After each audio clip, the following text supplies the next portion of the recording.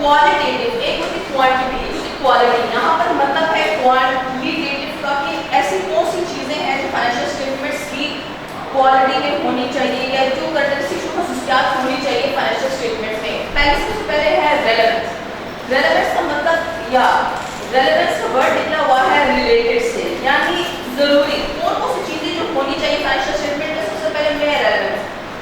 आपको शायद पता नहीं है, जब आप एसओएफपी एसओसीआई बनाते हैं तो आप 2 साल की बनाते हैं। फॉर एग्जांपल अगर ये 2025 है तो एसओएफपी आप 2024 की भी साल बनाएंगे। अगर 24 की बनाते तो फिर 24 और 2023 की। अगर 2026 की बनाएंगे अगले साल तो 2026 की आएगी और उसके बाद किसकी आएगी 2025। चाहे एसओसीआई है या एसओएफपी है, हमेशा आपने कंपैरेटिव का मतलब होता है पिछला साल। कंपैरेटिव मींस लास्ट ईयर की भी आपने एसओसीआई भी शो करनी है और एसओएफपी भी along with this year SOFP and SOCI. क्यों हम शो करते हैं 2 सालों की? हालांकि हम तो 2025 में खड़े हुए हैं, तो 2024 की फाइनेंशियल स्टेटमेंट्स को शो करना क्यों जरूरी है? ताकि ये मालूम करने के लिए, कंपैरिजन के लिए कि आया इस साल प्रॉफिट कितना है। फॉर एग्जांपल आपने लिखा हुआ है सेल्स इस साल हुई है 25 मिलियन की, पिछले साल हुई थी 15 मिलियन। तो अगर आप दोनों कंपेयर करें तो आपको पता चलेगा कि इस साल अच्छा हमने किया या बुरा परफॉर्म किया, पता चलेगी ना चीजें। तो हमेशा अब सिर्फ जस्ट 25 करने से क्या होगा? क्या किसी को आइडिया होगा कि इस साल आया कंपनी अच्छा परफॉर्म कर रही है बुरा परफॉर्म कर रही है? हमेशा अच्छा या बुरा परफॉर्म किससे नहीं किया जाता है? आपकी पास्ट परफॉर्मेंस के साथ। या अगर आपने पिछले साल 15 मिलियन की सेल्स की थी तो इस साल आपने कितनी रुपीस की थी? 25 मिलियन की। तो हमेशा कंपैरिजन करने से 2 चीजों को आपको आइडिया होता है कि आया कंपनी अच्छा परफॉर्म कर रही है या बुरा। फॉर एग्जांपल ये जो सेल्स की बात हुई है एसेट्स, तो पिछले साल थी 8 मिलियन की, इस साल हो गई है 9 मिलियन की। क्या कंपनी अच्छा परफॉर्म कर रही है? कर रही है ना। तभी क्या हुआ है, पिछले साल आपके पास 8 मिलियन के एसेट्स थे, अब कितने के हो गए हैं? 9। आपने 1 मिलियन एक्स्ट्रा के नॉन करंट एसेट्स का एसेट्स खरीदे और खरीदने के लिए आपको क्या चाहिए होता है? कैश। यानी इतना कैश आपके पास पड़ा हुआ है इस साल कि आपने 8 मिलियन से जब करके आप डायरेक्ट आ गए हैं 9 मिलियन पर। लायबिलिटीज पिछले साल आ रही थी 3 मिलियन, इस साल आ रही है 1 मिलियन। अच्छा परफॉर्म करी कंपनी या बुरा? अच्छा, क्योंकि पिछले साल आप पर 3 मिलियन का कर्जा था, जून के अब कितना रह गया?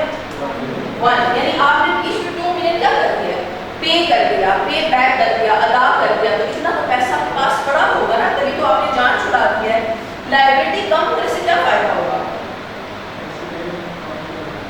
सोचो जरा। हाँ क्या करना पड़ेगा? लायबिलिटी कम पे करनी पड़ेगी। चलेंगे तो हो गया। और लायबिलिटी कम, तो लायबिलिटी के कम होने से इंटरेस्ट क्या हो जाएगा? कम हो जाएगा। इंटरेस्ट एक्सपेंस कम। इंटरेस्ट एक्सपेंस खर्चे कम होना, प्रॉफिट क्या हो जाएगा? इंक्रीज हो जाएगा। तो लायबिलिटी जितनी कम होगी उतना इंटरेस्ट क्या होगा? कम। और इंटरेस्ट कम होना प्रॉफिट का ज्यादा होना। इसीलिए लोग कहते हैं ज्यादा कर्जा मत लो। ज्यादा कर्जा लेने से क्या होता है? इंटरेस्ट बढ़ जाता है। इंटरेस्ट बढ़ेगा तो आपके पास प्रॉफिट क्या हो जाएगा? कम हो जाएगा। इसलिए हर एक शेयर होल्डर की कोशिश क्या होती है कि किस कंपनी में इन्वेस्ट करें? ऐसी कंपनी में जिसमें लायबिलिटी ज्यादा है या कम? कम। क्यों? क्योंकि सबसे पहले, अगर आपको शायद पता नहीं है, सबसे पहले आप बैंक वालों को पैसे डालो। सबसे पहले प्रायोरिटी क्या होती है? बैंक। सबसे पहले बैंक को क्या अदा करते हैं? इंटरेस्ट। और अगर कुछ फिर पैसे बकाया बच गए, रिमेनिंग अगर बचे तो फिर सेकंड इसकी बात आती है शेयर होल्डर। बैंक को क्या देते हैं हर साल? इंटरेस्ट देते हो। और शेयर होल्डर क्या देते हो? Dividend, return. सबसे पहले प्रायोरिटी कौन आती है? बैंक या शेयर होल्डर? और तो शेयर होल्डर ऑनर है, लेकिन ऑनर को कहा जाता है सर आप ऑनर रखो तो दिल रिजर्व बड़ा रखिए। तो सबसे पहले किसको पैसे अदा किए जाते हैं? बैंक वालों को। और अगर कुछ पैसे बच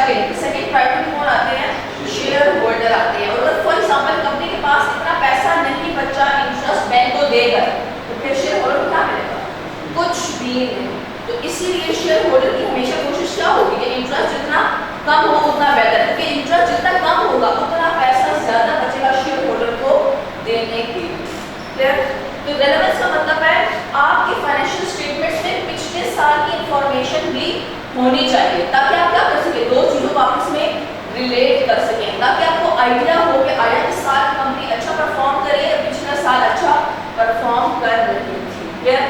तो रेलेवेंस का मतलब है फाइनेंशियल स्टेटमेंट्स में हर वो चीज होनी चाहिए जिससे आप क्या चीज प्रिडिक्ट कर सकें, कंपनी की परफॉर्मेंस। अगर मैं 3 सालों का डेटा, अगर आप शेयर होल्डर होते तो आपके माइंड में एक चीज तो आती कि पिछले 3 साल पहले कितना कमाता था ये सेल्स 15, अब फिर उसके बाद दूसरे साल 25, इस साल कितना कमाया 30। तो अब क्या लग रहा है, इसका प्रेडिक्शन आप कर रहे हैं कि अगले साल ये इससे बेहतर होगा या इससे कम होगा? बेहतर होगा, कम नहीं बेहतर होगा, क्योंकि पास्ट ट्रेंड, आप हमेशा ट्रेंड को देखते हैं। आप कहते हैं पिछली बार से 15 कमाए, फिर 25 कमाए, फिर 30, यानी इसका मतलब है अगले साल हो सकता है ये 40-50 को क्रॉस कर जाए। तो इसलिए कहा जाता है फाइनेंशियल स्टेटमेंट्स में हर फिगर होनी चाहिए ताकि शेयर होल्डर पास्ट का तो उसे पता चल गया पास्ट में क्या परफॉर्मेंस थी, लेकिन इस पास्ट की परफॉर्मेंस देखिए वो क्या चीज प्रेडिक्ट कर सके, तो फ्यूचर को भी प्रेडिक्ट कर सके। शेयर होल्डर ऑब्वियस बात से हाँ तो होने से रहा या उसे कोई ख्वाब आने से रहा कंपनी अच्छा परफॉर्म करेगी फ्यूचर में या बुरा परफॉर्म करेगी, तो वो क्या एस्टिमेट या अंदाजा प्रेडिक्शन लगाएगा हर साल कंपनी अच्छा परफॉर्म करेगी, इट मींस वो 4th ईयर में भी इससे बेहतर परफॉर्म करेगी। और ये चीज अगर आप ये मेंशन ना करते तो क्या 2026 की जस्ट फिगर देके आप प्रेडिक्शन लगा सकते थे कंपनी अच्छा परफॉर्म करेगी या बुरा? नहीं। इसीलिए कहा जाता है जितने ईयर्स की बना सकते हैं इंफॉर्मेशन आप बनाएं ताकि शेयर होल्डर उस रेलेवेंट डेटा को यूज करके फ्यूचर को प्रेडिक्ट कर सके। क्लियर?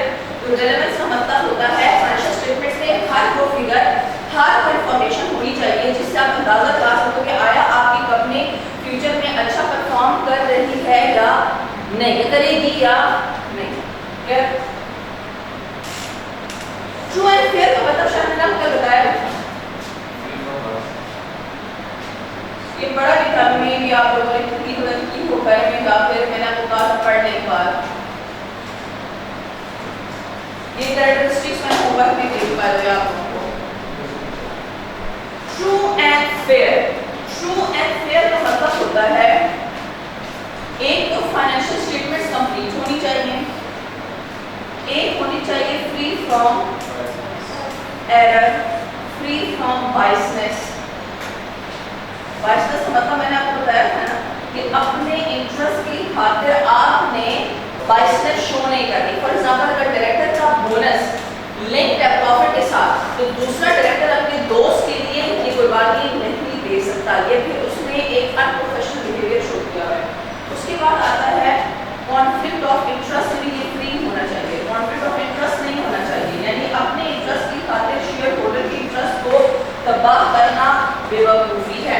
क्या share holder day to day operations में इन्वॉल्व होते हैं? नहीं। अब फॉर एग्जांपल आपके पास अन्य पैसे है, एक कंपनी में तो आप लगाने से रहे, आपने इतनी सारी 20-30 कंपनीज में पैसा इन्वेस्ट किया होगा, क्या आप एक ही दिन में 20-30 कंपनीज में जाके हर एक को टाइम दे सकते हैं 8-8 घंटे 6-6 घंटे? तो आपने अपने बिहाफ पे किसको हायर किया हुआ है? डायरेक्टर्स को डायरेक्टर्स किसके बिहाफ पे काम कर रहे होते हैं? On behalf of share holder. तो इसलिए डायरेक्टर्स की कोशिश क्या होनी चाहिए कि शेयर होल्डर की दौलत में इजाफा हो या कमी हो? इजाफा हो। तो अगर फॉर एग्जांपल कल को फ्रॉड पकड़ा जाता है या कल को कोई नुकसान होता है कंपनी को, तो शेयर होल्डर किसको जुर्माना पड़ेगा? डायरेक्टर्स का। क्यों? वो बोलेगा सर हम आपको लाखों रुपए में सैलरी सिर्फ अपने बिहाफ पे काम करने के लिए, अपनी वेल्थ को इंक्रीज करने के लिए दे रहे हैं और आप अपने बोनस के चक्कर में हमें नुकसान पहुंचा रहे हैं। और क्या होना चाहिए? मटीरियलिटी कॉन्सेप्ट आपने पढ़ा था कल, हर मटीरियल चीज इसमें होनी चाहिए। फाइनेंशियल स्टेटमेंट्स में ये मटीरियल चीज जरूरी होती है। मटीरियलिटी ऐसी चीज है अगर आप वो नहीं लिखेंगे तो इससे किसी भी यूजर या शेयर होल्डर डिसीजन चेंज हो सकता है। Clear? Free from fraud, neutral means director को चाहिए कि वो बिल्कुल साफ शफाफ होकर कंपनी की फाइनेंशियल स्टेटमेंट्स बनाएं, जैसी हैं वैसी ही। तो ये ट्रू एंड फेयर या फेथफुल रिप्रेजेंटेशन का मतलब होता है। रिप्रेजेंटेशन किसके ज़माने में बोला गया है? रिप्रेजेंटेशन फाइनेंशियल स्टेटमेंट्स को ऐसे रिप्रेजेंट करो जो फेकफुल हो, ईमानदारी के साथ, जो कंप्लीट हो, एरर से फ्री हो, बायसनेस ना हो, कॉन्फ्लिक्ट ऑफ इंटरेस्ट ना हो, इसमें मटेरियलिटी जो है वो आपके पास हो, जो फ्री फ्रॉम फ्रॉड हो और न्यूट्रल हो। और एक और चीज, लॉज एंड रेगुलेशंस जो अकाउंटिंग वालों ने बताए हैं, आप उसको फॉलो करें। हर एक चीज, इस शेयर के लिए अकाउंटिंग वालों ने अलग तरीके बताए हैं, इस रूम के लिए, बिल्डिंग के लिए अलग तरीके बताए हैं। हर एक चीज की अलग रूल्स एंड रेगुलेशंस है जो आपको फॉलो करना जरूरी है। इनफैक्ट अकाउंटिंग में गाय से लेकर, डॉग से लेकर प्लांट तक की अकाउंटिंग है कि आपने प्लांट की कैसे अकाउंटिंग करनी है, FR1 में पढ़ेंगे, एग्रीकल्चर के नाम से है। और उसमें आपको ये भी बताया जाएगा कि आपने मैंगो ट्री की, वॉलनट की, सब चीज़ों की, अखरोट की दरख्त की, सब चीज़ों की कैसे अकाउंटिंग करनी है, शीप्स की, ये सब चीज़ें आपको रूल्स एंड रेगुलेशंस अकाउंटिंग वालों ने बता दी हैं जो आपको फॉलो करना जरूरी है।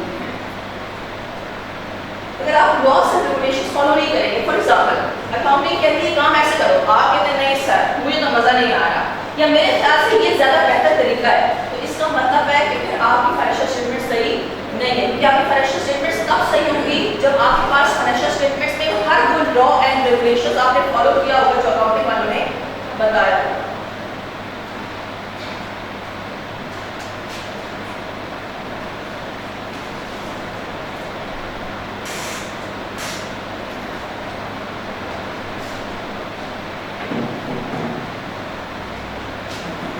आप पीपल 9 चैप्टर में पढ़ेंगे, इन्वेंट्री वाला चैप्टर आपके सिलेबस में है, इन्वेंट्री, उसमें कुछ मेथड्स यूज हुए हैं, 5 4 वेटेड एवरेज, वो मैं आपको नहीं बता सकती, जब वो चैप्टर करेंगे तब मैं आपको बताऊंगी। वो 9 चैप्टर है, सेकंड लास्ट चैप्टर है। कंपैरेबिलिटी का शायद कल भी थोड़ा बहुत बताया था। कंपैरेबिलिटी का मतलब होता है ईयर 1, ईयर 2, ईयर 3, 3 साल है।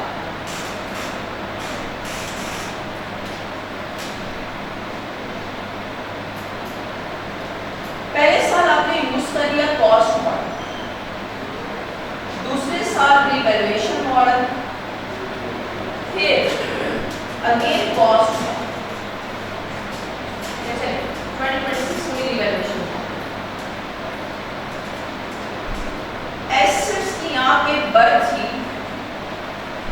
10 मिलियन, यहाँ पर डायरेक्ट जंप करके हुई है 40 मिलियन और यहाँ पर हुई है 60 मिलियन। एसेट्स में आपके पास पड़ा हुआ था बिल्डिंग। अगर आप शेयर होल्डर हो, आपको मैंने कल भी बताया था हर शेयर होल्डर जो होता है वो अकाउंटेंट नहीं होता, हर शेयर होल्डर के पास अकाउंटेंसी क्वालिफिकेशन नहीं होती है। अब एक बंदा जितना क्वालिफाइड नहीं है, जिसके पास इतनी नॉलेज अकाउंटिंग की है नहीं, जिसके पास पैसा तो बहुत है लेकिन उसने कोई और कोर्स किया हुआ है, तो अगर आप अपने आप को उस सेंस में रखें, या आप जब पहली बार आई क्लास में आए थे आपको एसेट्स का नहीं पता था, किसी और चीज़ का नहीं पता था, तो आपको क्या लगा था इस कंपनी के एसेट्स कितने रुपीस के हैं 2024 में 10 मिलियन, फिर 2025 में 40 और फिर 2026 में 60। देखने से क्या लग रहा है शेयर होल्डर क्या एसेस करेगा, क्या कंपनी चल रही है। देखो 10 से डायरेक्ट जंप किया 40 पे और फिर कहाँ पे कर दिया 60 पे।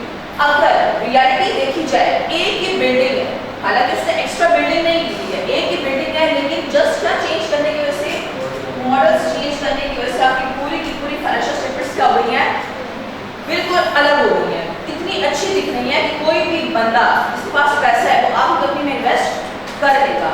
हालांकि आपको अकाउंटिंग वाले क्या कहते हैं, क्या चीज़ होनी चाहिए कंपैरेबिलिटी के लिए, कंसिस्टेंसी कॉन्सेप्ट आपने पढ़ा हुआ था।